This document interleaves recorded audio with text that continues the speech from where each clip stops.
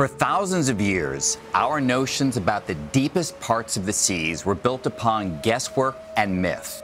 We assumed that beyond the reach of sunlight, the deep ocean was a cold, dark planet of nothingness.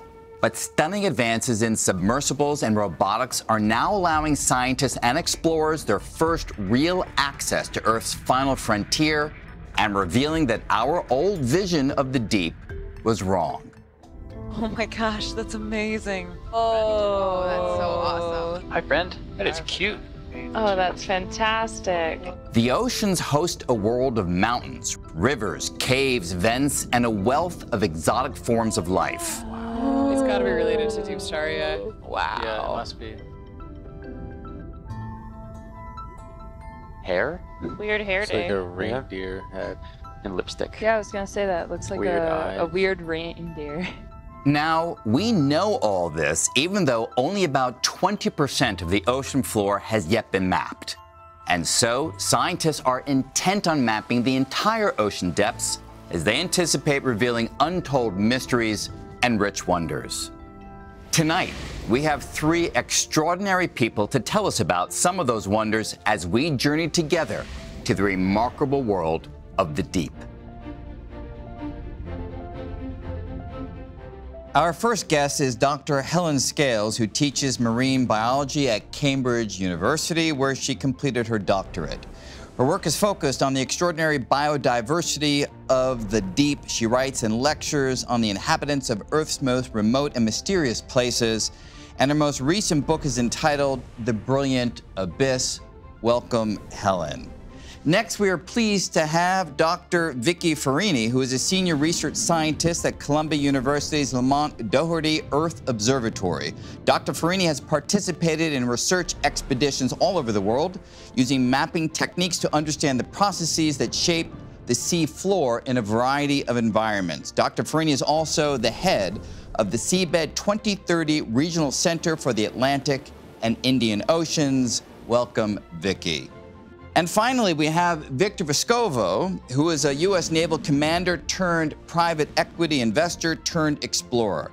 He was the first person to reach the bottom of all of Earth's oceans and has devoted himself to exploring the deep sea, traveling miles down into the ocean's deepest trenches, blazing a path to extreme environments that we are just beginning to understand. Welcome, Victor. And welcome to all of you. Thanks for taking the time to have this conversation about the oceans, about the deepest part of Earth's landscape. And I want to start by just getting a sense of what drives each of you. Because, you know, I think many of us, when we think about explorers and exploration, you know, we have images of going to mountaintops or even going into deep space and the seemingly infinite expanse of stars and galaxies. It's really big and open, and yet all of you, at least for part of your time now, are drawn to the other direction, going deep under the Earth's oceans, where it's kind of dark and kind of enclosed and kind of scary. So where did it start for each of you? Helen, why don't you start? What drew you to the oceans? Well, I think it comes from what you were saying about those different kind of views that you get of a mountaintop, of that view of outer space. And for me, I think the moment I knew that the oceans were going to be somewhere I wanted to spend more time was when I put my body into the ocean and I saw it and I felt it for myself. And I saw this very restricted view of this space in front of me, but I felt like I was part of it. And somehow entering that three-dimensional hidden realm that normally is completely out of sight for everyone, that's what hooked me in. It's like being led into this secret space and being shown there's another part of this planet, a huge part of this planet, that is just waiting for us to go see it. Yeah, for sure. Vicki, how about you? Is this a long-time interest, more recent? Where does your love of the ocean come from? So I grew up on the beaches of Cape Cod. And so my childhood was all about watching the tide roll in and out and seeing the seafloor revealed for short periods of time and then covered up. So I think that was part of what really drove me to it. And as my studies and opportunities sort of presented themselves, I ended up really getting interested in creating maps of the seafloor. And I have a similar sort of fascination with trying to see what's hidden from us by the ocean, and also trying to help others see that through the data that we collect and put together. And you know, I'm still waiting for that sensation of standing on the seafloor and looking at it as though there's no water there. There have been visualizations put together, but I don't think it really does it justice. But as we bring more and more data together and we just look at these spectacular landforms on the seafloor, it just continues to compel me to do more and to work with people to bring this data to light. Victor, how about you? I couldn't help but smile when you mentioned about going to mountaintops or going to space, because I actually done both those things quite a lot. Going into the deep oceans, in many respects, is driven by the same curiosity that took me to all these other places, but also the desire to really push myself to get to these places, which can be very difficult when you're doing it in person, particularly at the bottom of the ocean.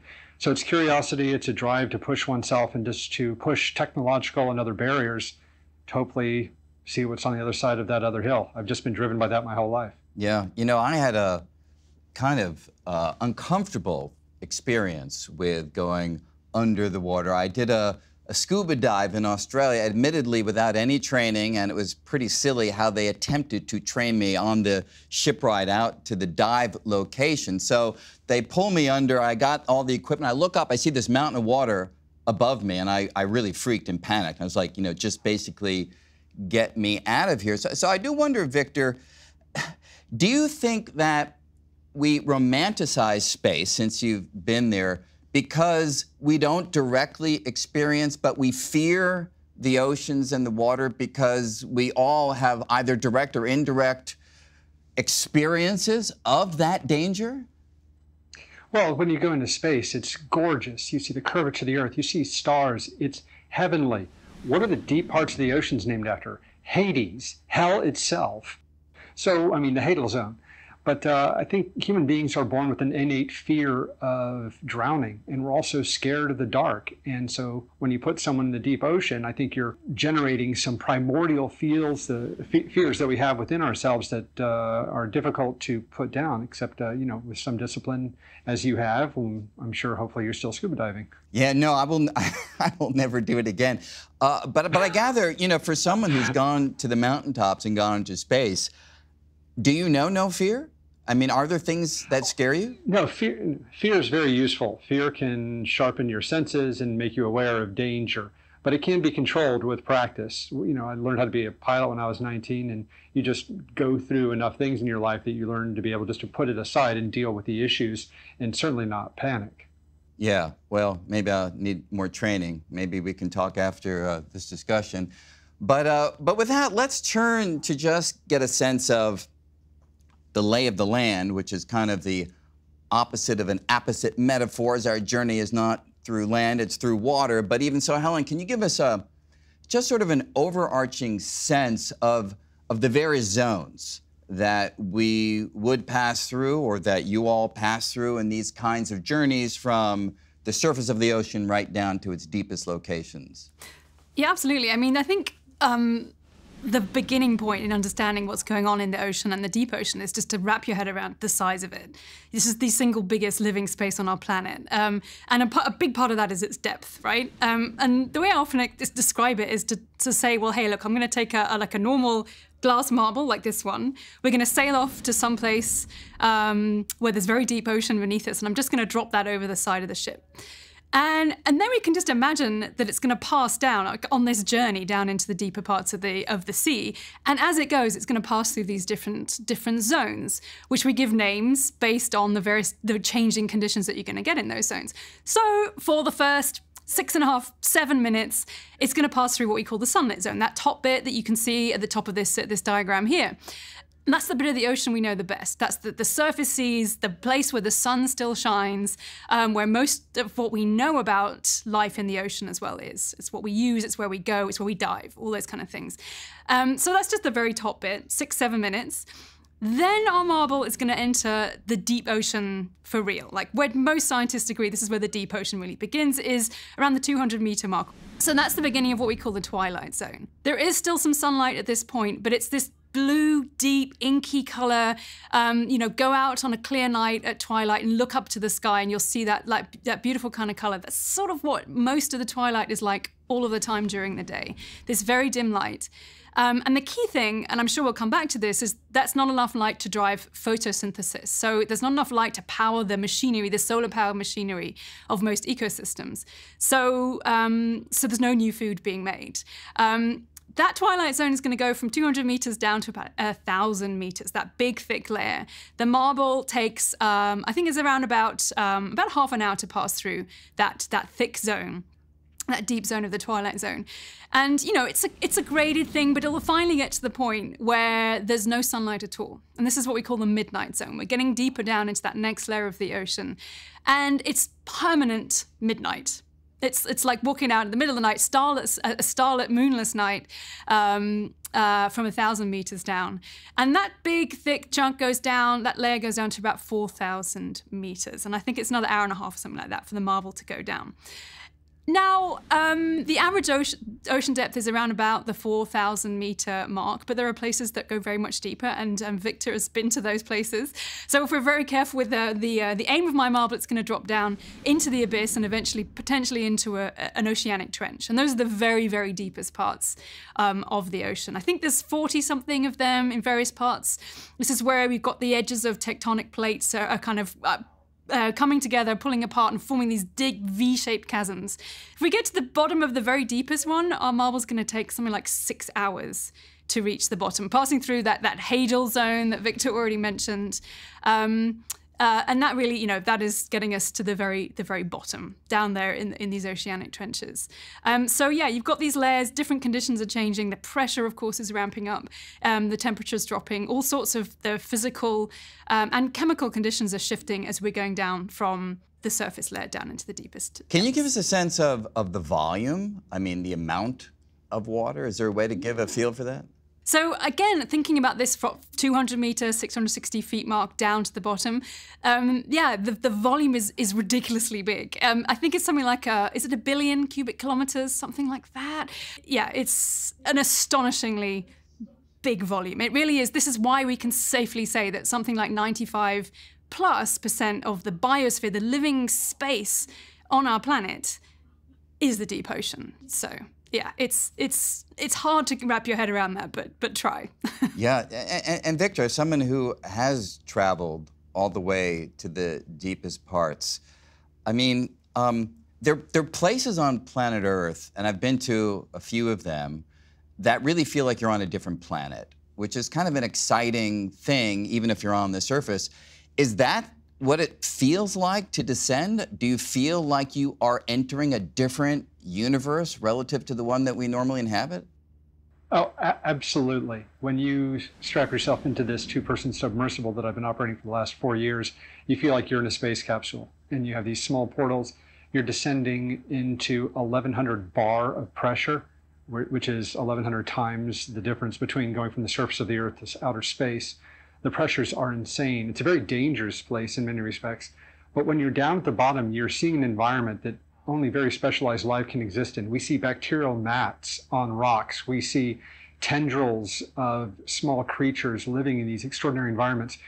And I've said to many people that if we find life on other planets, it'll look a lot more like what we're finding in the ultra-deep oceans than you find on land. And I think that's very true. And so that's why it makes it very special to go to all these different trenches, trying to find out if they're different, if they're the same, and doing a bit of science that hopefully can yield insights into what we may find up in space.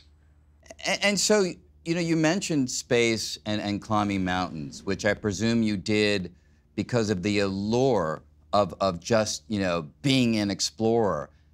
Is that your state of mind when you travel to the ocean depths, or have you shifted more into a research and science mode? Where are you at mentally in these journeys? Well, certainly spending a lot of time around Doctors Vicki and Dr. Helen and others, it certainly makes you want to become more educated, and you'd certainly get more interested. I know we've done enormous amount of mapping for JEBCO, which Vicki is a part of. We've worked with other scientists to help discover new species. But for me, it's been interesting because the three different experiences, space, mountaineering, and the deep oceans, are in a way kind of three parts of a triangle. They're all very different, but they all have the same elements where you're driven by curiosity, and it takes different capabilities to do those three things. Mountain climbing is incredibly visceral, violent, physical. Going to space is very rapid and beautiful, but you're basically strapping yourself to a 10-story explosive device. Going to the ocean is much more quiet.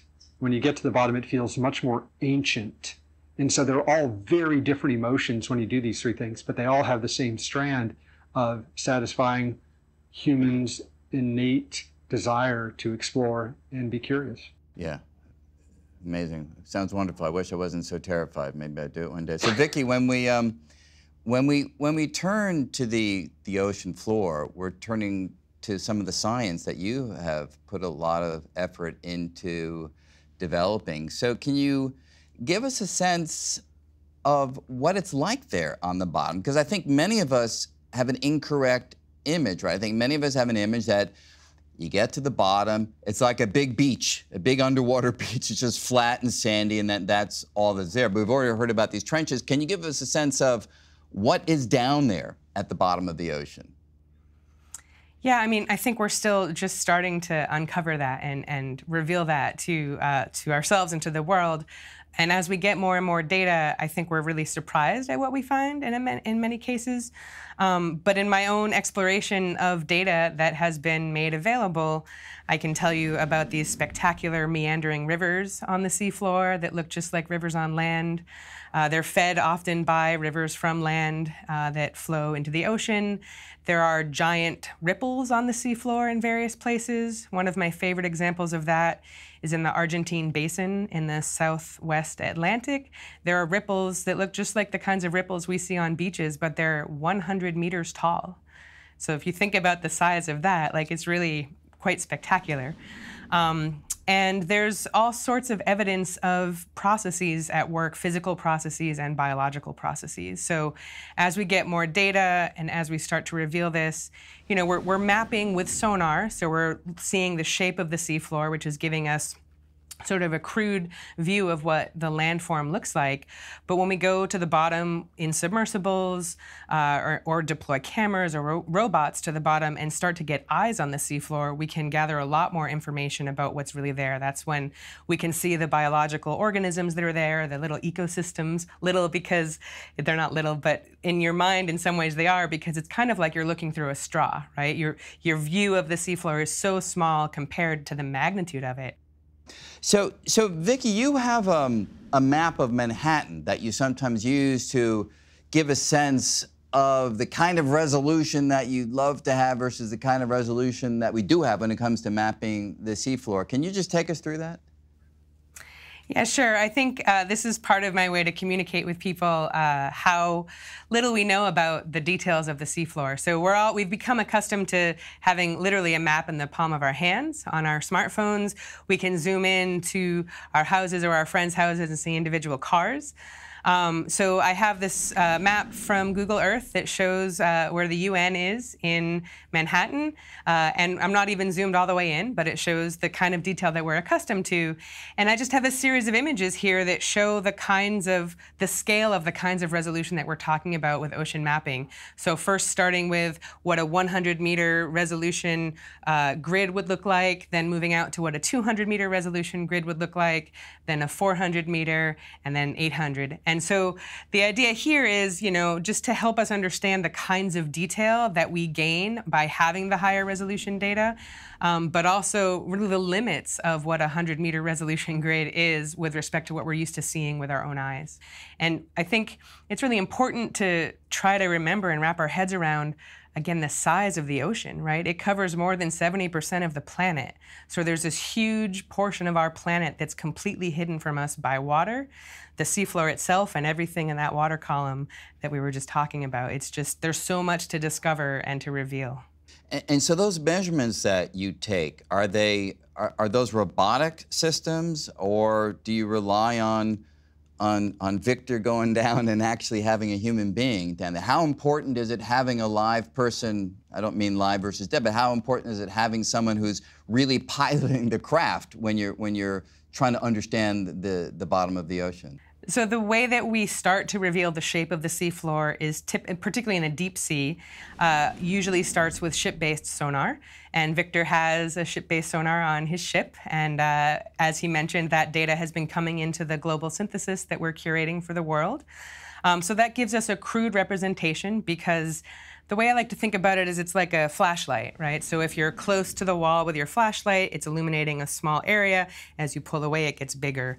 That's sort of how the sound works that we transmit from the ship. So we get, a fairly large area covered when we're using a ship-based sonar. We can take sonars closer to the seafloor. So again, we'll get closer, that cone will get tighter. We can see in more detail the shape of the seafloor. But once we get eyes on the seafloor, whether it's humans or through a camera, that's when we really start to understand what we're looking at. We can make some inference based on the shape. We can make some inference based on the hardness, which we can measure with the sonar signal itself. But getting eyes on the seafloor is really when a lot of the real detailed discovery happens. And so at the resolution that you want, to realize that dream that you mentioned before, that you'd be able to stand on the seafloor and have an accurate rendition. I don't know if you imagine that in virtual reality or something like that. At that level of resolution of mapping, what % of the seafloor have we mapped so far? So the best estimates of how much of the ocean has been mapped through the lens of this international project that we're working on, the Nippon Foundation JEBCO Seabed 2030 project.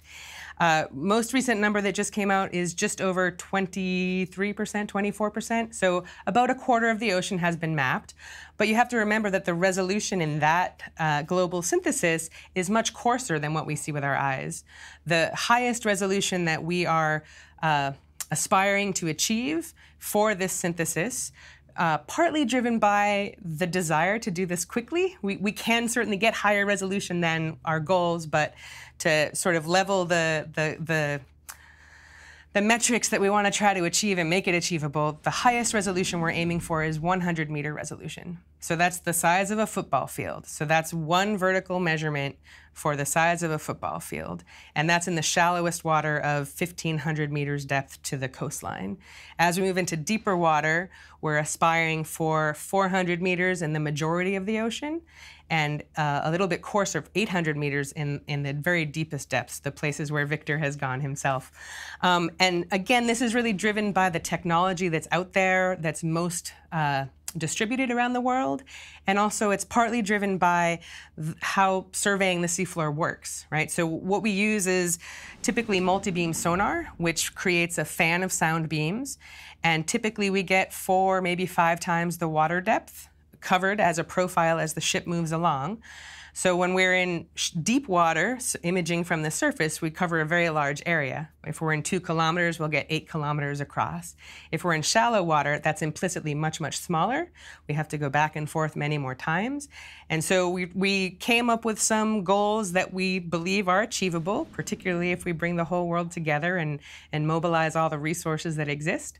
But we fully recognize that the technology and the desire to map at much higher resolution is there. I myself have mapped and visited parts of the seafloor that are 2.5 kilometers deep, and the maps that I've made at those sites are less than 1 meter in resolution. So you can see the kind of detail of like a desk, right? The things that are in the room that you're sitting in. Wow, less than 1 meter resolution. That's amazing. So Helen, I'm going to come to you in a second, and I want you to take us through the kind of life forms that we would see during this descent. But first, Victor, I just want to turn to you for a moment, because I just want to get a sense of the history of these deep dives. I guess one of the earliest dives to the bottom of the Challenger Deep was, I think, in the 1960s or so, and then James Cameron did his thing in 2012.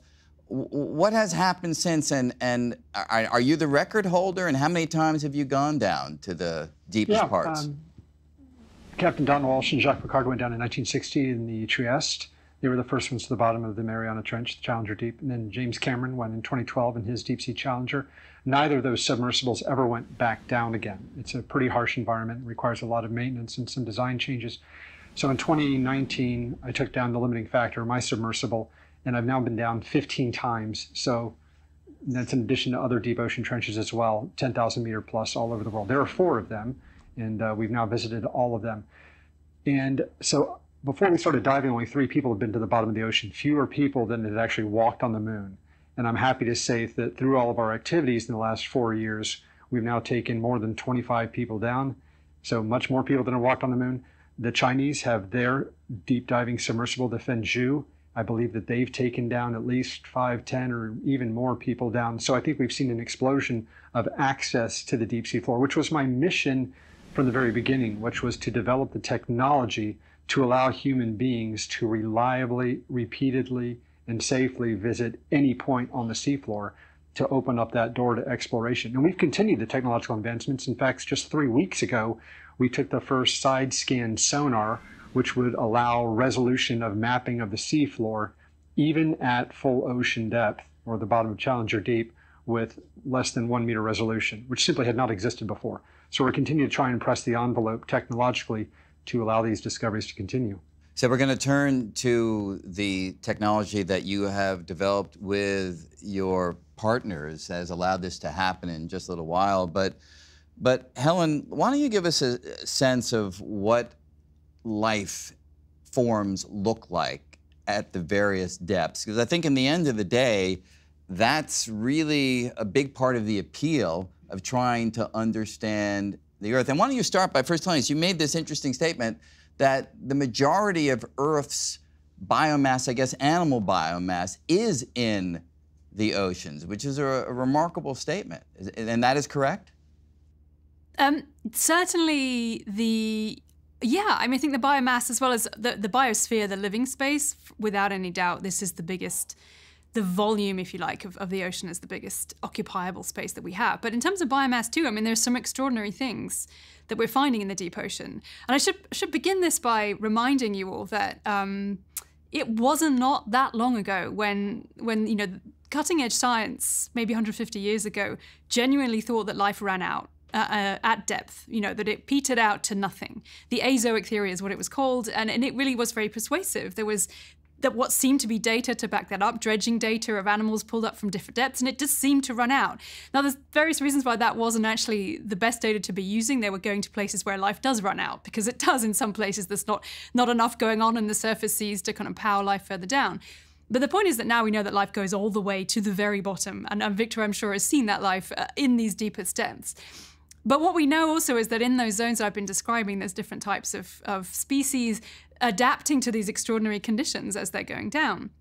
And in terms of the volume, the actual living mass, the biomass of organisms, one of the really cool and extraordinarily abundant groups of animals we know of occupy the twilight zone. And these are collectively known as lanternfish and bristlemouths. Basically a few little fish. They look like sardines with big eyes.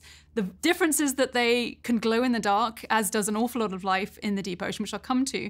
But we do think that these are probably the most abundant, well, we know that these are the most abundant vertebrates on the planet. There are trillions of these things. The estimate used to be that there were maybe around a gigaton of them. That's been revised up to somewhere between 10 and 20 gigatons. They rival domestic chickens. They exceed domestic chickens in terms of their absolute numbers. And these things, you know, they're diverse. There's loads of different species. Some of them seem to communicate with each other with those lights that they have. Those are patches of bioluminescence, which they're using, we think, possibly as communication, also to hide. And this is one thing a lot of organisms are doing, a lot of animals are doing in that inky twilight zone, is they're trying to find some way of hiding themselves when there's nothing to hide behind. This is this massive three-dimensional space, open pelagic water, nothing to hide behind, plenty of things trying to eat you. So one way of doing that, and these lanternfish do it brilliantly, is basically give themselves a cloak of invisibility. They have this bioluminescence which is focused on their ventral surface, on their bellies, And the light they create is either a bacteria that lives in their tissues, or they actually have their own ability to make these chemical reactions which create light. They match that color of the water around them, that deep blue. And so it's like they're hiding their silhouette, or they're messing with their silhouette, so they look less like a dark little fish swimming above, the predator looking up towards the surface, seeing these shoals of super abundant fish.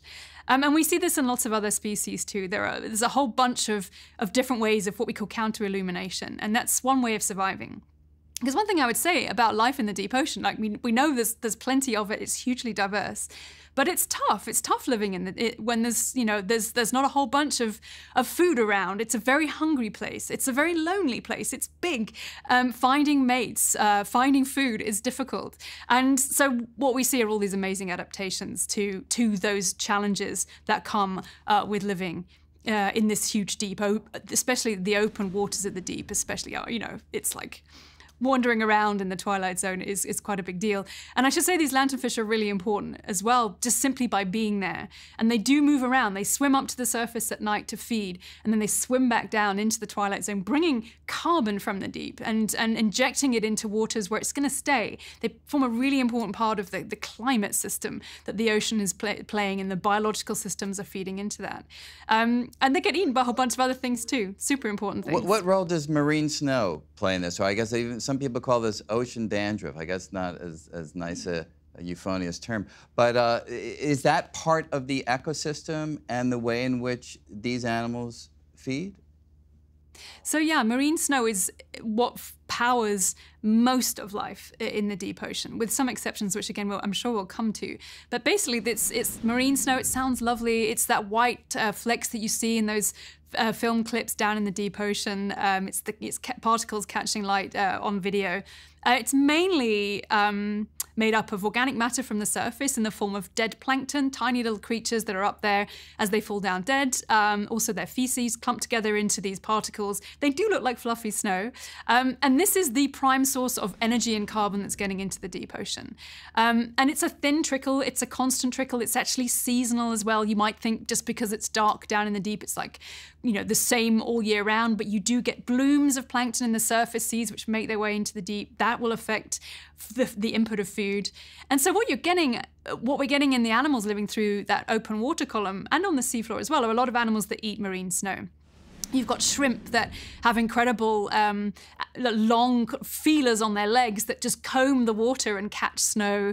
You've got jellyfish that use their bodies basically as nets.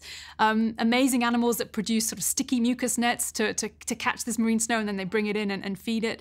One of my favorites is the vampire squid. They look really terrifying, these animals. They're small, bright, blood red squid.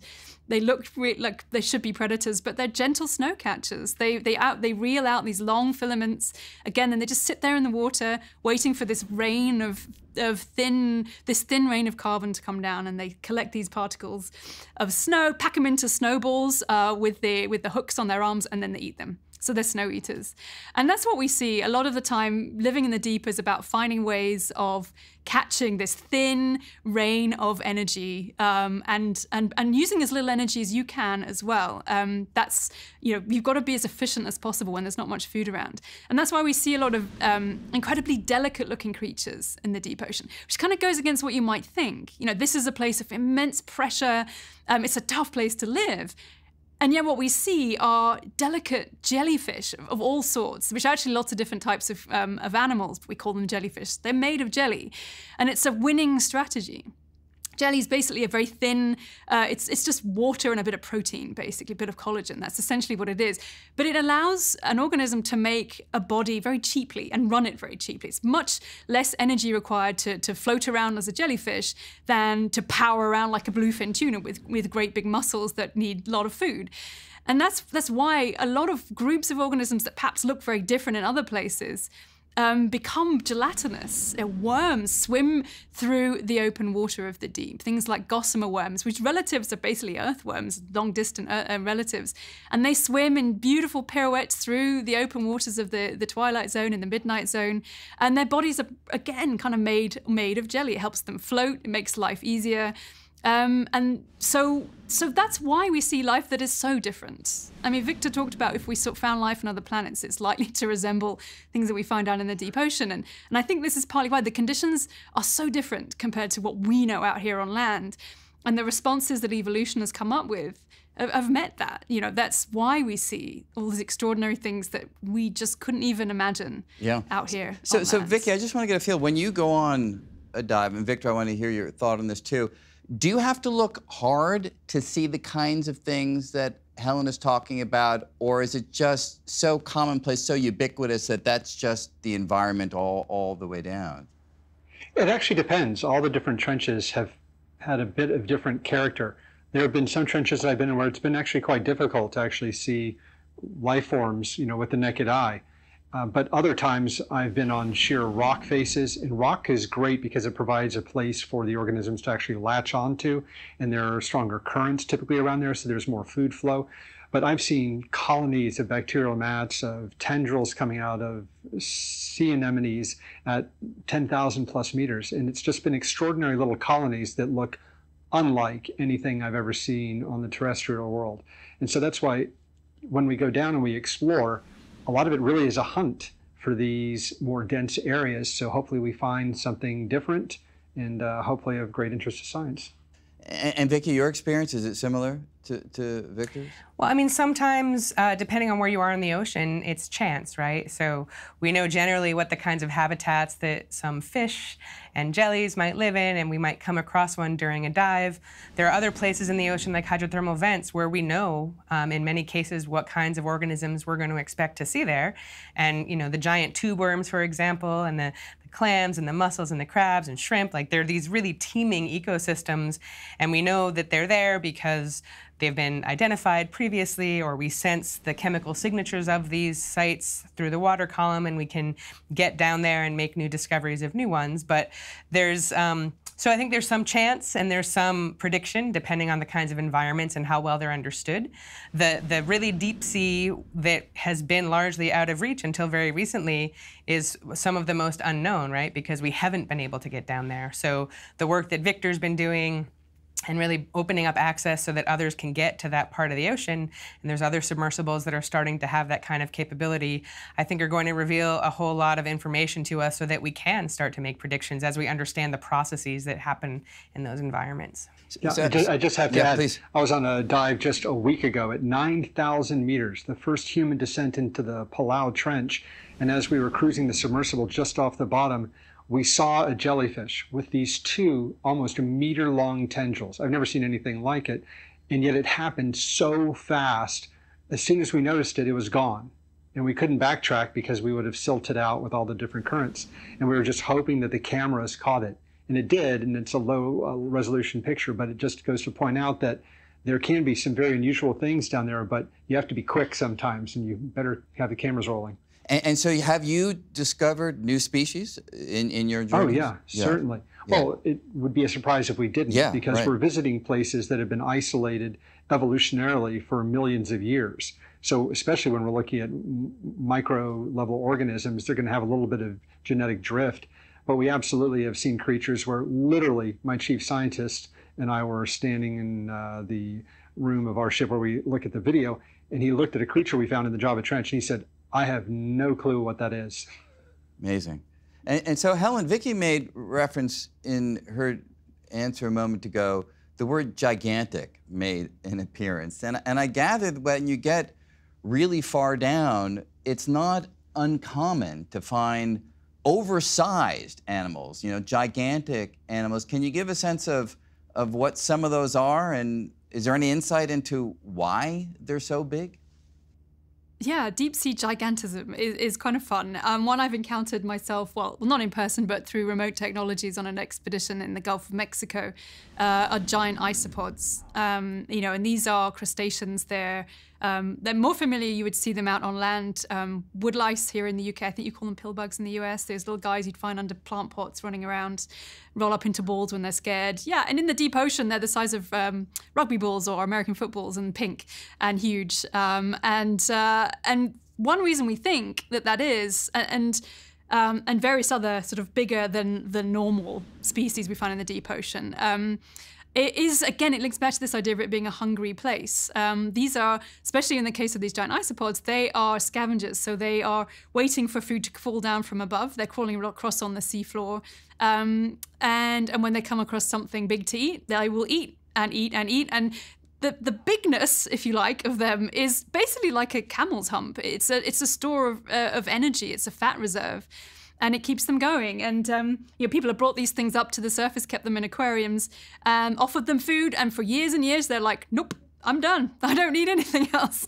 I'm good for like up to 4 years. So that's another adaptation to just a hungry place, but also a sporadic place. One of the things we did in the Gulf of Mexico was we put some dead alligators in the abyss, on the seabed, to see what would happen to them. No one had done that before. It sounds like maybe a strange thing to do, but alligators don't live in the deep ocean, but they do occasionally, we think, end up there. They live in coastal waters, and they have been seen swept offshore, dead individuals that have come to an end, perhaps after storms and things that get swept offshore, and they will eventually sink down. And so we wanted to know, well, what would happen to one? Or some of these big stores of energy. I mean, a big alligator's a big bunch of food for things to eat. And we found a whole bunch of different things happened. One was, well, sure enough, after 24 hours, we put this thing down, went back after 24 hours, and those giant isopods had found the alligator. There was dozens of them feeding on it. So they had their dinner for the next 4 years sorted out. And that was great. We went back to, I think, the same one, and about a month later, the skeleton was stripped back. And what we found were at least 2 new species of bone-eating worms. So these are deep-sea worms that have evolved specifically to eat the stripped-back bones of vertebrates, mostly whales. It's where they were first discovered, was on whales. And we found 2 new species for the Gulf of Mexico. You put down an alligator, and along come the worms. That's one way of finding species in the deep, is by looking in the places where you think there should be more.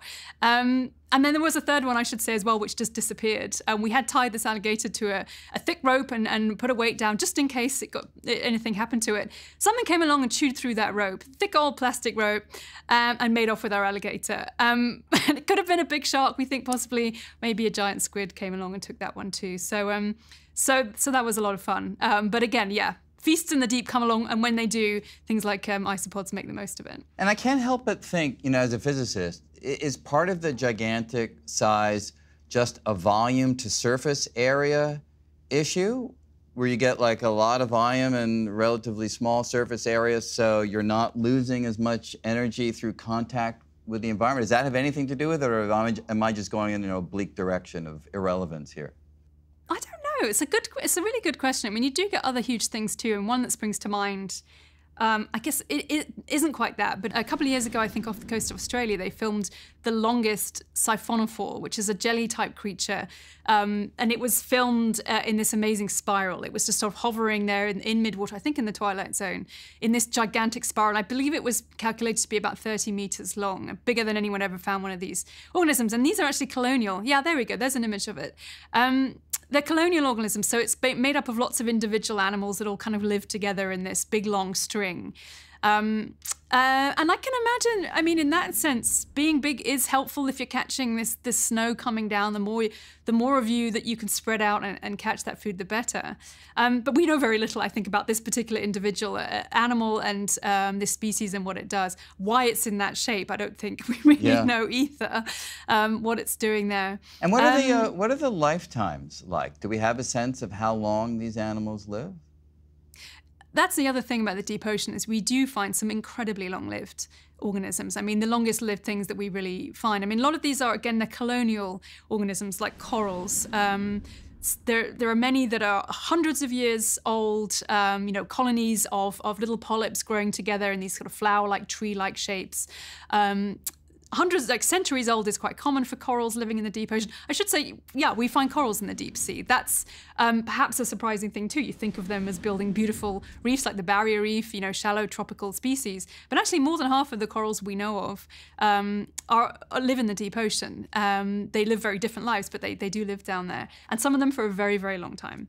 The oldest, I think, are black corals. So far, they've been aged to more than 4,000 years old. So a colony that's been growing. Like individual polyps will grow and die, but that same bushy looking piece of coral will have been in that spot, since the time that the pharaohs were building pyramids in Egypt and all that kind of stuff. Same with other things too. I mean, things like Greenland shark, we know they live for about 500 years. There are clams that live in the deep sea for 500 years or so. Again, I guess this, I think, does also link into this hungry, cold, slow pace of life that we find in the deep ocean. Live for a long time, wait for the next chance for the food to come along, wait for the next mate to come along. There just seems to be this evolutionary pressure for life to be long and slow, in some cases big, and that's what works down there. I mean, that is another one of the mysteries that scientists are still trying to figure out. Like, well, why do corals, for instance, live that long, and how do they do it? What is it that how are they figuring out not to be, succumb to all of the other reasons why the rest of us age much more quickly? And that's, a lot of exciting stuff's coming out of that too. So Vicki, you mentioned hydrothermal vents as one of the features that one encounters way down on the ocean floor. Can you just give us a sense of what those are and what surprises they have brought forth as people have studied them? Yeah, so hydrothermal vents were really discovered in the 1970s, so not so long ago. And they are places where hot mineral-laden water is coming out of the seafloor. The minerals precipitate and form these really spectacular structures. We can image and see the hot water coming out of the seafloor. Some of it has basically black smoke. They're called black smokers. It looks like black smoke. And organisms are able to use the minerals that come out of that hot water as a food source. So here these organisms are on the seafloor, far, far away from sunlight, and they're grouped around these spectacular geologic features, and they're able to live there and thrive there. And so, Helen, in her descent with the marble, made clear that at some point, even not that deep, we do lose sunlight, which led some people in the past to conclude that life would peter out, no sunlight, no photosynthesis, and the prevailing thought would be, therefore, no energy to give life what it requires to continue onward.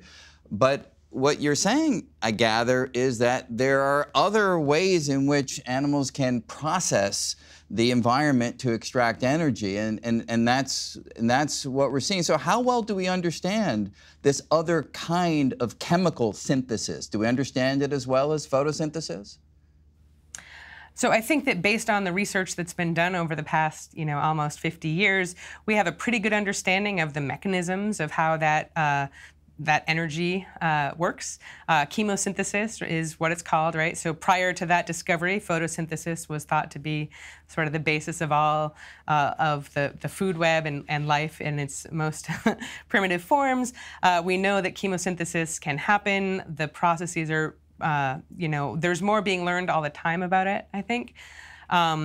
I think one of the most stunning things about it that really kind of shakes up your perception of the world is that the minerals that are being used in these environments as the basis of energy are toxic to most other organisms. So these particular organisms are adapted to use what would otherwise be toxic in this incredibly challenging, difficult environment under pressure, under extreme temperatures, and they're able to live and thrive there.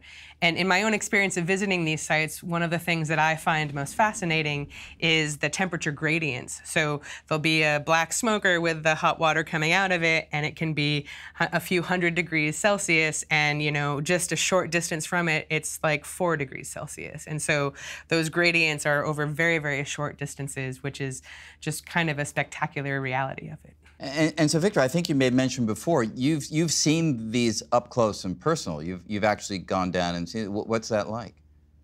It's extraordinary. I think before we really started diving to the ultra-deep parts of the ocean, there was some evidence of chemosynthesis of bacterial mats at those extreme depths. But since we've been diving down there so regularly, we've seen them all over the world in multiple trenches. We've seen beautiful gold-colored bacterial mats, red, even blue in some areas, and where we were able to actually retrieve a sample of these bacterial mats from 10,800 meters. And so it has been very interesting to see this different type of life in its actual environment. And then in addition to the bacterial mats, you'll also see these very fine tendrils that are sifting through the water for nutrients or other chemicals. We're really not sure. Actually, the most difficult thing we're facing is people want us to, well, collect those so we can bring them up and study them. Actually, retrieving samples from those incredible depths is actually really difficult because the machinery that you would need to do that doesn't function very well under those extreme conditions. But we have made some attempts and have had some limited success. And what sort of, we've spoken about the high pressures. What sort of pressures are we talking about at that depth? You're talking about 16,000 pounds per square inch.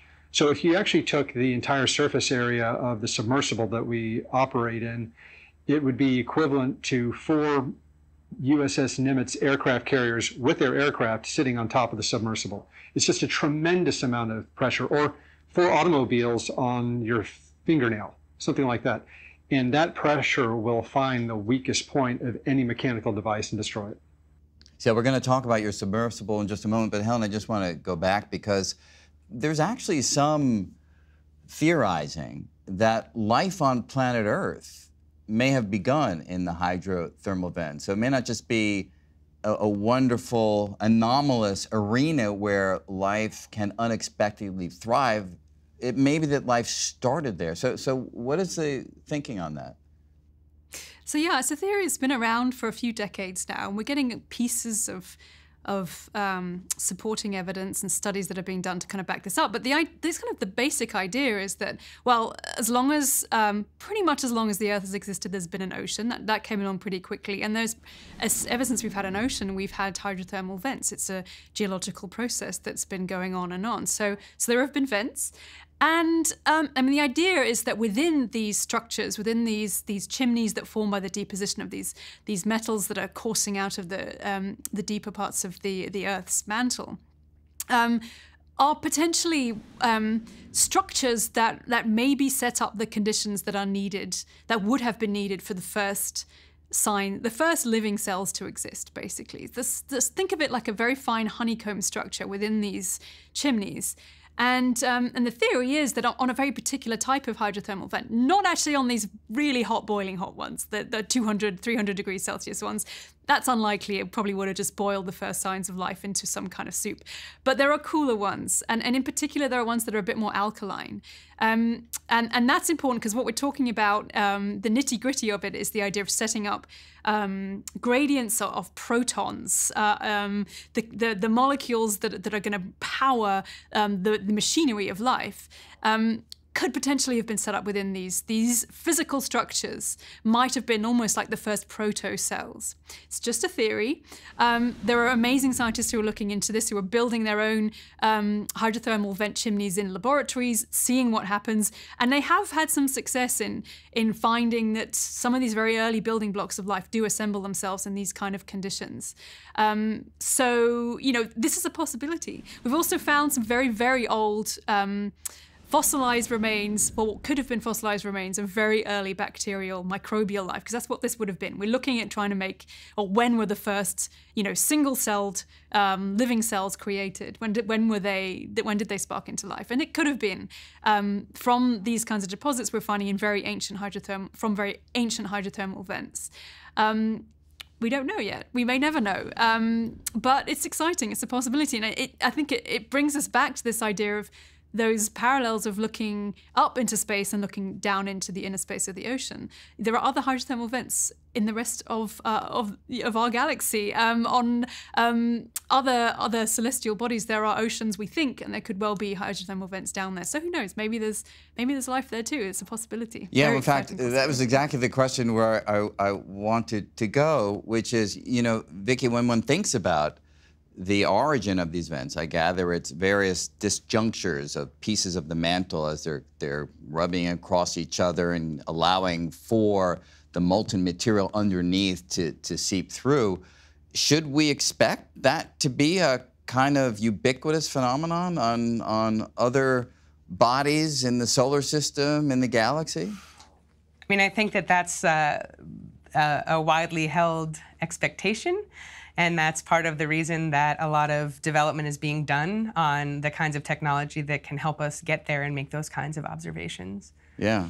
So if that's the case, Victor, it means that all the work that you're doing to dive to the depths here may have an application on other worlds at some point. But before we get there, let's turn to the work that you've done on this world, where, you know, you've been this incredible pioneer in building this extraordinary vessel that you've made reference to, which is a real game changer. So I'm wondering if you can just take us through what it was that drove you and what it is that you created with your team to be able to have this reusable submersible to go to the, as you say, the deepest parts of planet Earth. Yeah, I think you can see the schematics up there on the screen. I love the front shot where it actually shows the windows. It looks like it's in this constant state of surprise, which I think is an apt metaphor for what it's like when you're actually diving down there. But I think at certain times in histories, technologies develop in parallel where if you put all the pieces together, you can make something truly extraordinary, whether it be the first aircraft or the first firearm or heaven knows what. But I think in this particular case, we were able to have the technologies come together, combined with my observation back in 2015 that I just looked around and was looking for a different type of adventure and said, goodness gracious, no human has ever been to the bottom of 4 of our world's oceans. It's kind of about time that that happened because we had the technology to go to the bottom of the Mariana Trench. We had proven that, but the pieces hadn't been put together to enable a device that could allow you to go to all the oceans repeatedly, safely. And so I just decided to try and see if we could do that. So I was able to partner with Triton Submarines and their brilliant designers, John Ramsey and Tom Blades. And through a lot of trial and error and a lot of fixing of the technologies as we did the 5 Deeps expedition, we were able to put this entire system together, not just the submersible, but a full ocean depth sonar mounted on the ship, as Vicki mentioned, to map where we would go, because we didn't even know where the bottom of 4 of the world's oceans exactly were. And so we had to go find them and then dive them. But then there were also full ocean depth capable landers, which were basically robots that would go down with the submersible and act as navigation beacons on the bottom because GPS doesn't work underwater.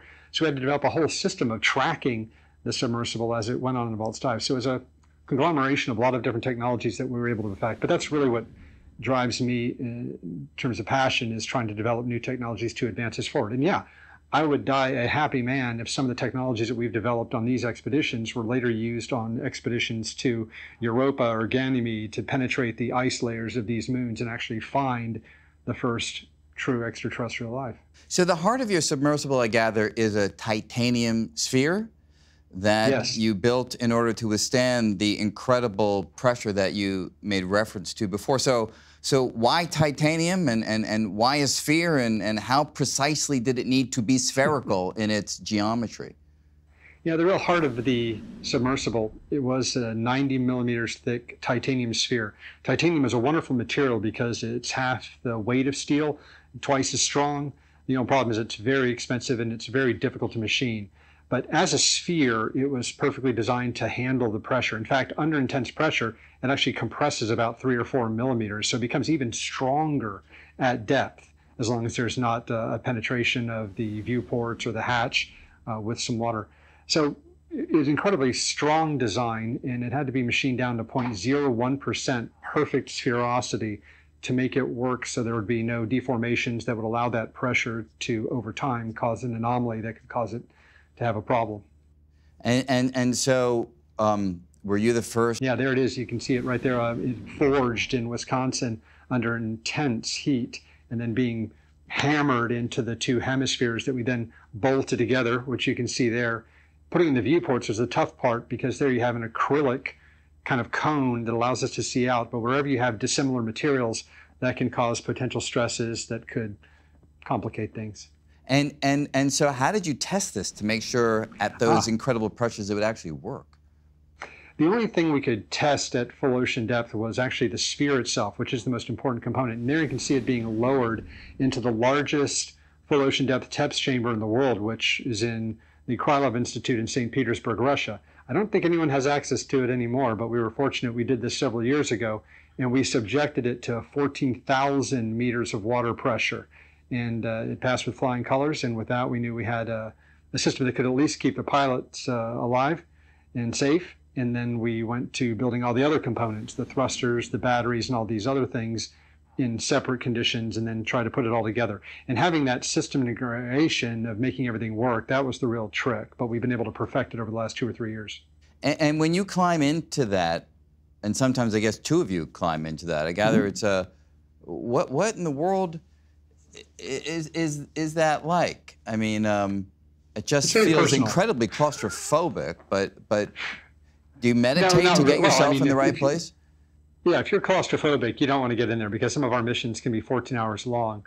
But the best analogy I have is that it's like sitting in the cockpit of a business jet. It's not uncomfortable, but it is relatively constrained, and there's really nowhere to go. You can't go use the restroom outside. So you do have to train yourself that you're going to be comfortable sitting in a seat, maybe even stretching a little bit here and there on a 12 to 14-hour mission. And no one that you've gone down with has freaked out at all? It's all been smooth? No, I typically take people inside the submersible first, and even we'll close the hatch to get a sense for what their mental state is and if they are in any way claustrophobic. And we do actually medically evaluate people before they get in the submersible with me. But I guess if anyone really ever freaked out and we were 2 or 3 hours from the surface, you know, the way around that is you just slowly, you know, decrease the oxygen level and they'll go to sleep.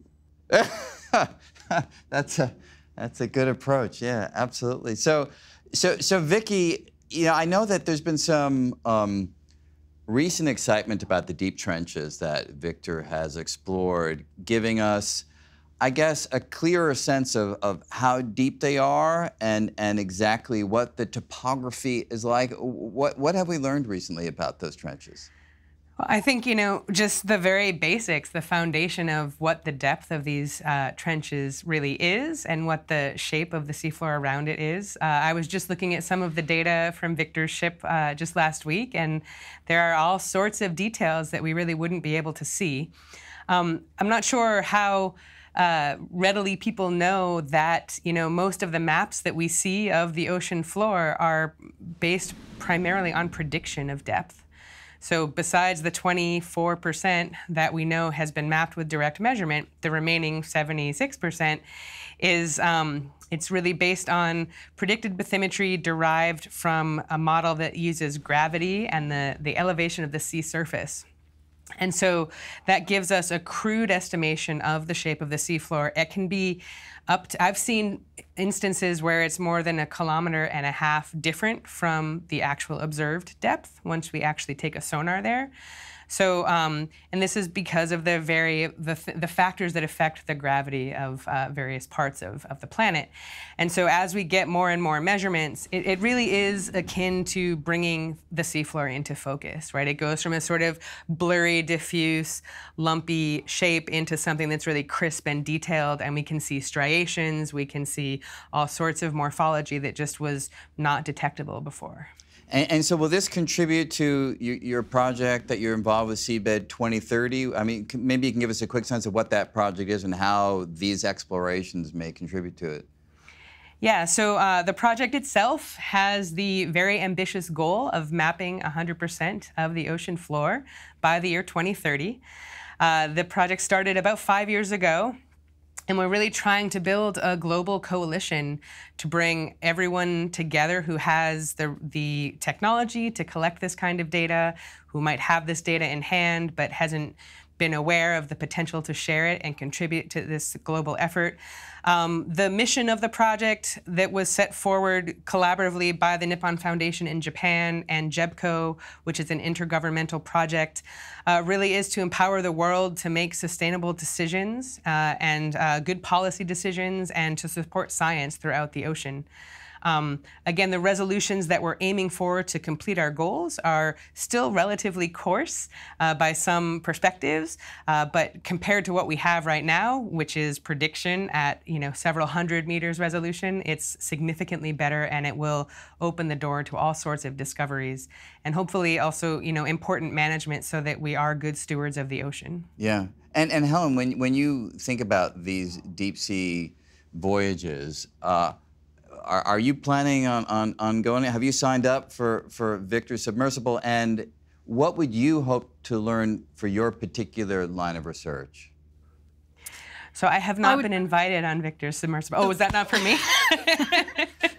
Sorry, I'm happy to hear from you too, Vicki, but Helen is who I was asking that question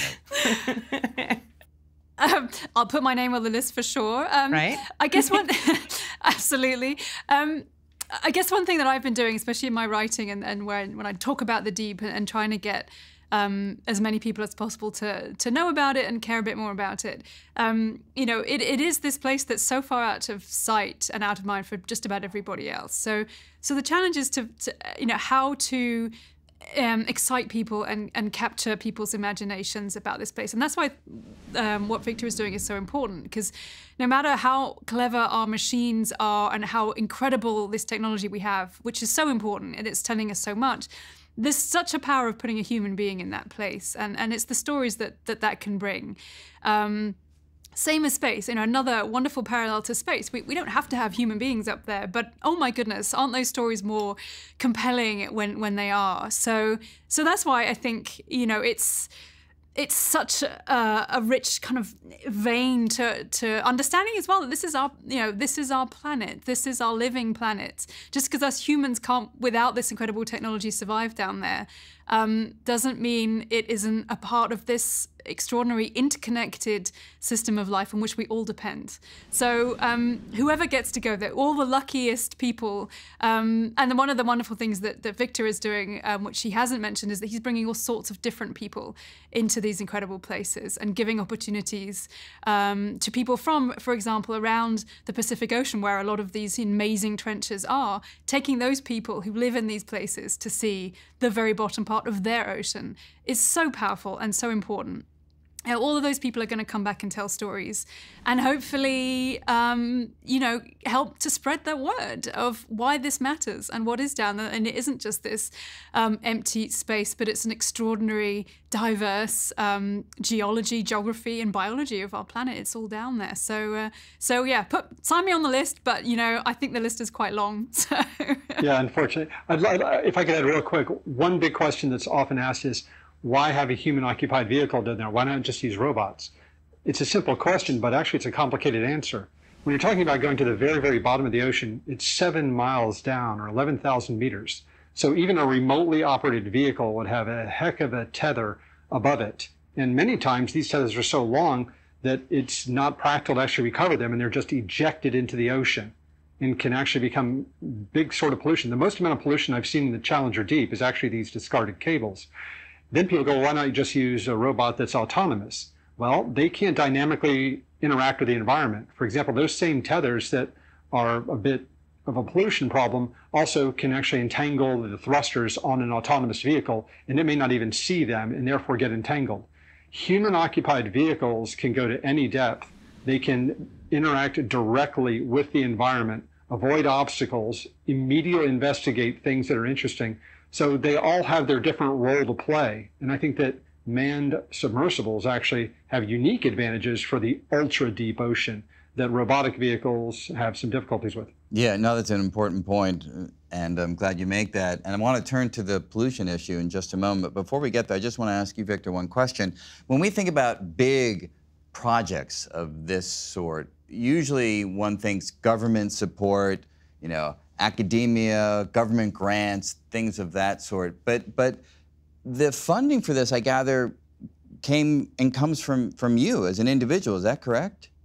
Yeah, I funded all of it. And so, first of all, that's absolutely amazing, and I think the world owes you a debt of gratitude for doing so. But what kind of cost are we talking? If you don't mind, I have no idea.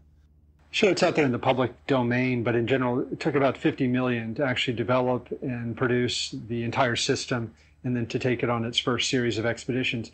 But I think the reason why government didn't do this was that there just wasn't a huge impetus to build such a vessel to do this mission of discovery. There isn't a lot of economic potential in the deep ocean, so there wasn't a commercial interest. This is just something I thought that needed to be done. And anything that is be done by a government can often take a lot more time and a lot more money. If you just looked at the US government has spent probably twice as much what I spent on this entire system and expedition to increase the maximum depth of its own government-owned submersible, the Alvin, from 5,500 meters to 6,500 meters. So, I mean, what's the old joke, right? An elephant is a mouse built to government specifications. And it's just the nature of government that it requires a lot more input, a lot more time, a lot more oversight, and that just adds time, and time is money, et cetera. But in our case, it was a very small, very capable team. There was one person paying for it who also was the pilot and was helping design it. So that just provided an extremely efficient loop to troubleshoot and design and build the system and perfect it. And you take scientists down, and I gather the data is made available to everyone? Yeah, everything we do, I put out there as open source. There's no commercial interest in this whatsoever. Even our media is self-produced, and we just put it out there on YouTube. So everything is open source. That's wonderful. So I want to turn as a final topic to the issue that you made reference to issues of pollution and what's down there. I mean, I gather during one of your dives in some deep ocean trench, you found like plastic bag or something like that, and that was even just the most visible sign of pollution, but it's actually much more pernicious than just a bag, right? I have seen plastic bags at up depth. I found a teddy bear in the Philippine Trench at more than 10,000 meters, looking back at me, which was a little disturbing. But there is a lot of human contamination, but the most pernicious problem we face in the oceans is not the detritus that you can see, it's the microplastics. If there's one thing that I've learned is that plastic cannot touch the ocean ever. As soon as it does, it will begin to break down, and those microplastics will get into the ocean and be diffused throughout the entire ocean system. And there's no removing it. And so therefore, it really has to be an initiative just to prevent plastic from ever getting in the ocean in the first place if you really want to save the food chain. And Helen, do you see evidence of that kind of pollution in your work? Oh, absolutely. I mean, you're quite right that it just gets everywhere. I mean, in plastics, of course, microplastics get into the deep ocean, and there's so many studies showing just how badly. I mean, some of the worst polluted places that have been measured, for instance, off the coast of Italy, there have been sediments there. We think that there are kind of almost like sandstorm currents that are concentrating these things. But some of the highest concentrations of microplastics, there are 100,000 pieces falling on the area equivalent to the size of open pages of a book. It's phenomenal. I mean, it's phenomenal what's getting down there. It's entering the sedimentary kind of geological record. Cores of this stuff are being pulled out of the seabed. You know, our mark is there. The stamp of the Anthropocene is in the ocean, in the bottom of the sea, for sure. The question that we're unpicking now as a kind of a global science community is, well, what kind of impact is that having ecologically?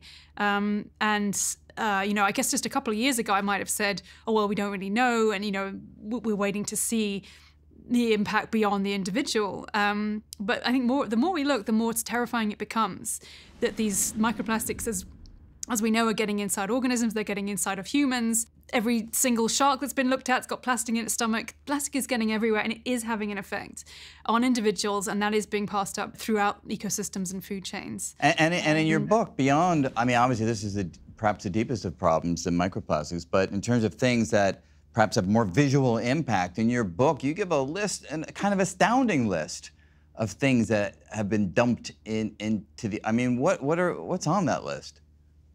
Right. So, I mean, one of the things that humans have done historically is to look at the oceans and go, well, that's a great resource simply for how big it is and how we can put things there and not have to think about it anymore because they'll just hide it away. So, not so long ago, it was common practice just to put human sewage onto ships, onto barges, take it offshore and chuck it in the sea. There's a couple of particular dump sites off the coast of the east coast of North America, off of New York, which went down there. I mean, and that in itself isn't necessarily, you know, human waste isn't the worst thing you can put in the ocean.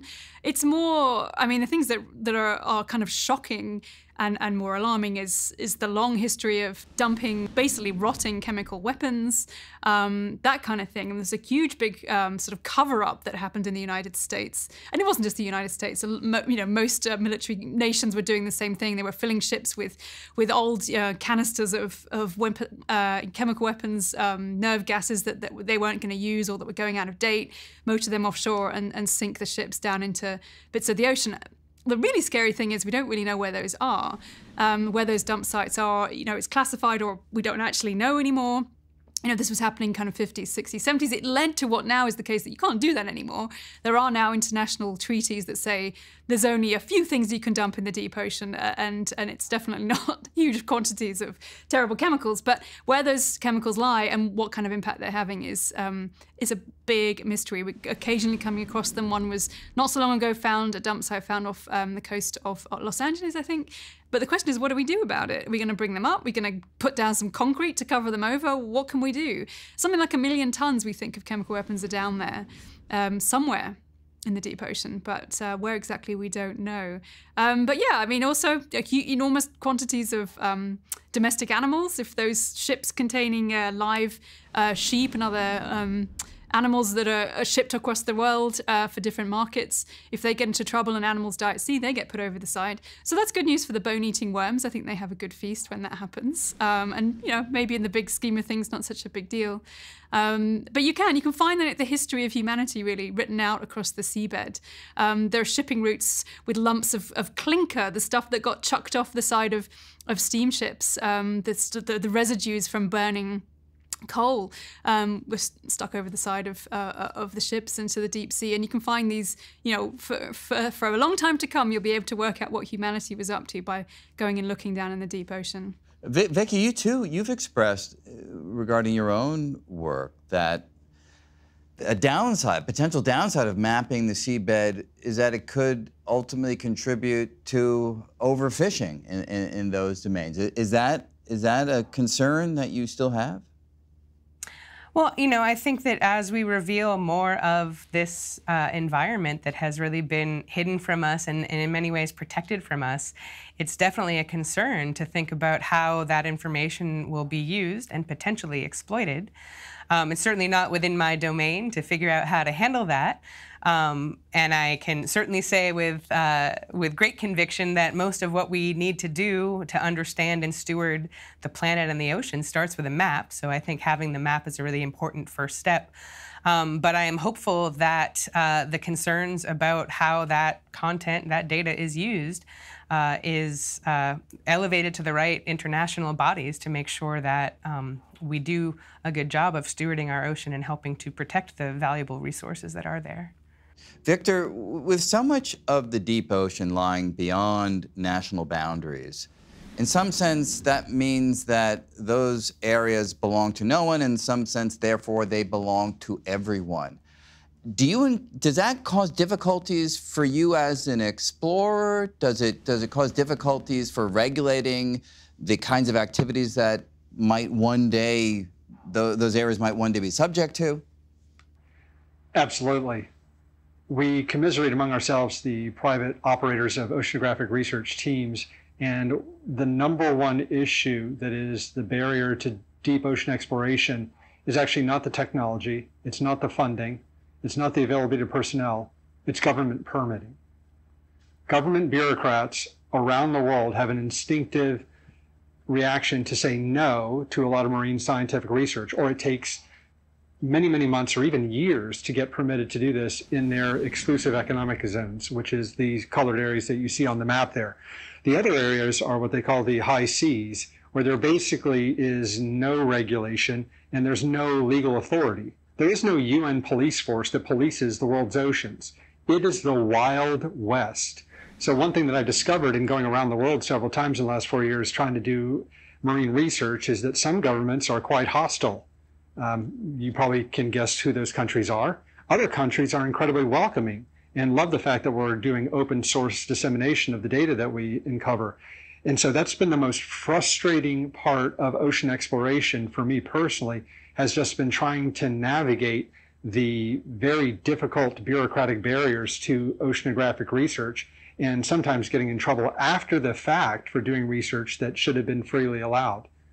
So Victor, one final topic before we wrap up. You emphasize that there's no commercial impetus for the kinds of deep sea dives. And yet I have read that there are some who disagree and think that there is a commercial use, and there is even chatter about attempts to mine the ocean floor for various kinds of metals that would be used in various technologies. Where do you think that all stands? Well, there certainly are materials at the bottom of the seafloor, particularly in polymetallic nodules in certain areas of the seabed, that have some rare materials like cobalt and manganese and others that could be valuable. I think there are two dimensions to that I think are problematic. One is that I think economically it's going to be much, much more difficult to bring them up in commercial quantities than they realize. As someone who has operated a great deal at extreme depth, I think they grossly underestimate the breakage that they'll have of their machinery that's supposed to operate 24/7. It's in an incredibly hostile environment, and when it breaks, you're going to have to bring it all the way back up, fix it, and put it back down. So I think economically they're being very, very optimistic, and it probably won't work. At least the businessman thinks that. The second is the ecological damage that strip mining the seafloor will likely have, and I don't think there's much doubt at all that they will just destroy these ecosystems. There's an argument that they will recover, but I can speak specifically about that because last year we went to the wreck of the USS Johnston, which was a military warship that hit the bottom and then slid down about 400 meters at very much the same depths where they're contemplating mining. And what we directly observed is that the gouges that this warship made on the seafloor were exactly the same as they probably were when it went down 78 years ago. There was no real recovery. And we have published a peer-reviewed scientific paper making evidence of that fact. So I think they're also, in some respects, not really welcoming that information, that if you wound the seafloor to such an incredibly high degree, it could take hundreds or even thousands of years for it to recover. So is it really worth it? I mean, Vicki, are you worried that the calculus that Victor describes might encourage some, perhaps through an errant calculation, to give it a shot? Go down there and attempt to mine, and in that way wreak the kind of destruction that Victor envisions would happen? I think it's a pretty complicated operation to try to run, as Victor said, so I don't think that it would be a very easy thing for someone to just try. I'm hopeful that conversations about regulation and really how to approach this in a responsible way will yield some fruitful outcomes. Personally, I think it's, as Victor said, the ecological concerns are really tremendous, and so we have to be very cautious about how we enter and engage with these environments because they have been protected from us for so long. And particularly in a time where the human impact on the planet is becoming more and more evident every day, we hopefully will take pause and as we step into this deep world that we are starting to be able to reach more routinely, be better stewards and really be cautious of what damage we might be causing.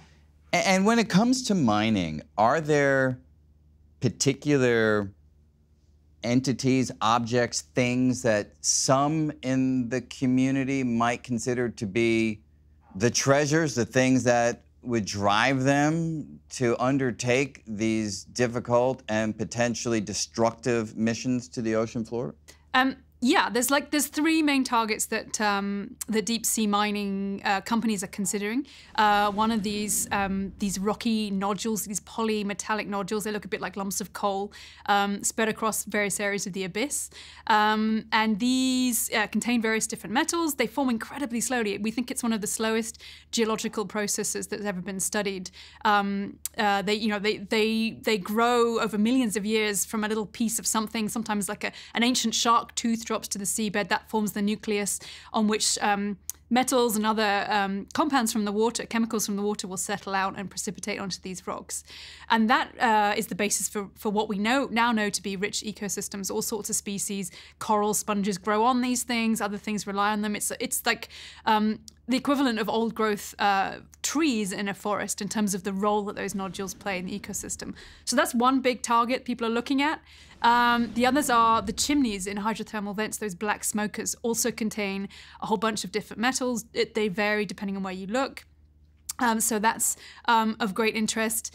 And then almost kind of midway between the two, there are tens of thousands, if not millions, of enormous mountains, seamounts, hidden down in the ocean. Their peaks don't rise to the surface, but they can be many miles tall. And a lot of those have got crusts on them as well, which are rich in metals. A similar sort of process to the formation of those nodules. Very slow. But again, the idea for that, and this is a bigger engineering challenge, would be to basically kind of scrape off the tops of some of these often flat-topped seamounts have got these deposits on them. But growing on top of that stuff are these rich forests made of 1,000-year-old corals, and all the other animals that rely on those, and this rich ecosystem is there too. So all of these three places that people are looking at mining, sure, they're rich, the treasures, the mineral treasures are there, but also they're full of biological treasures too. And when it comes to, say, the metals in particular, minerals, what do people imagine doing with whatever it is that they might successfully mine one day. Yeah, and so, I mean, this comes down to also one of the big, strong narratives that's being told right now about why we should mine the deep ocean. And many of the organizations who perhaps stand potentially financially to gain from this are telling us that, well, we need these metals for the green revolution. And this is the big argument that's being made, that a lot of these metals are key components for electric car batteries, for various renewable energy generation devices, storage devices, and so forth. And the flip side of that being that the land-based resources of these metals are becoming less accessible. There are projections as to when those might run down, when we might need more of them. All of that is really subject to many different unknowns and many different the difficulty of predicting what we're going to need, how much we're going to need as a global society, and when we're going to need it is not straightforward. I mean, for instance, there are technologies being developed in which car batteries don't require cobalt, one of these metals we could be getting from the deep ocean. It's not clear cut, but that's what that's the argument that's being built, is that this is critical to see ourselves towards a green future. Difficult to know what kind of impact it's going to have on the way in which the deep ocean is actually storing carbon and playing that key role in the climate itself, and could we be making it worse simply by mining the deep sea? That's also a big question we need a good answer for before we go ahead and do this. And Helen, are you ultimately optimistic about how we will be stewards of the oceans and the seafloor? It depends what day you ask me, I think. I do flip between the two, between optimism and pessimism, as I'm sure many of us do. I'm optimistic that there's a lot of different voices now, and a lot of strong voices. Two of them right here, who we've been speaking to today, who are making really sensible analysis of that particular use of the deep ocean in terms of mining. And a lot of other brilliant people are coming out and really thinking carefully about this. And the question is everyone else going to listen to these people who know this space, who are studying it, who've been there, who have seen why it matters so much that we look after the entirety of our ocean, not just the bits that we can see.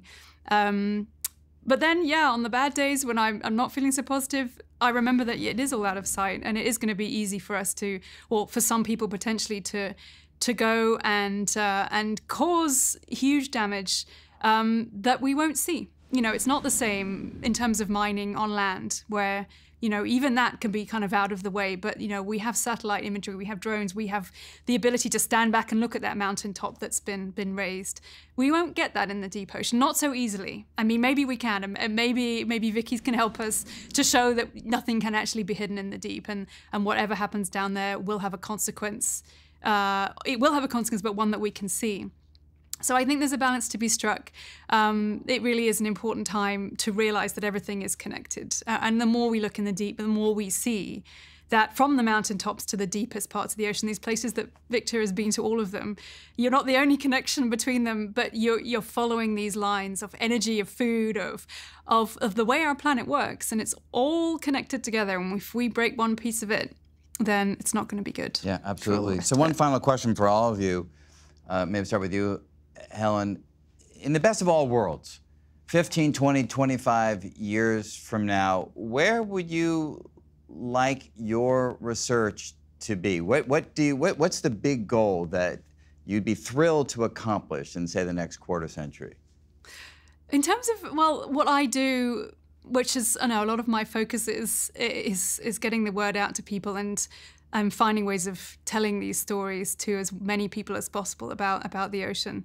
And it wouldn't be my doing, but what I hope I could do in 25 years' time is to go and tell everyone that we didn't go and do these things, that humanity did decide that there are places on this planet, and the deep ocean is one of them, that is too important, too untouched, not completely untouched, but some of the most untouched places on our planet, and we decided to leave them alone and do things differently.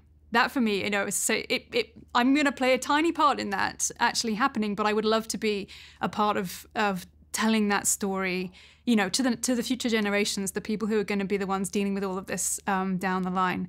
That's what I'd like to see. Vicky, how about you? Well, one of the things that excites me the most is that I am contributing to creating the first complete map of our planet.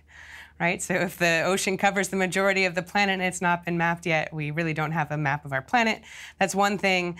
The other thing really is to help build connection for people to the ocean. And I think we can do that very effectively through data.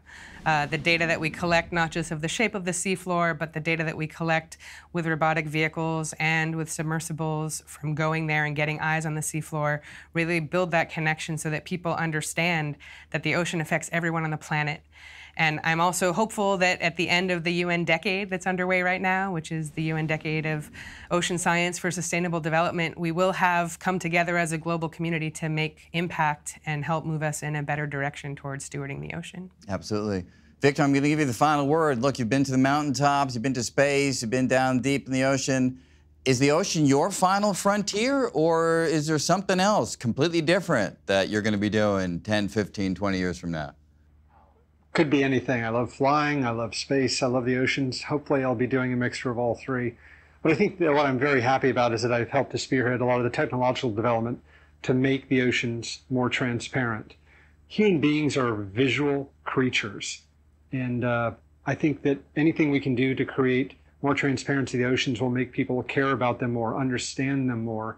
And therefore, in 25 years, I'm hoping that going down to the bottom of the ocean will be straightforward. And we'll be able to much more easily collect specimens from any part of the seafloor, map it in even greater detail, and have a much, pardon the word, but deeper understanding of everything that happens in the oceans, and not just in the easily accessible areas near the surface, but the entirety of the oceans. And with that, I have no doubt will cause greater understanding of how it works in terms of climate, biology, and every other aspect that will help us survive here on Earth. Absolutely.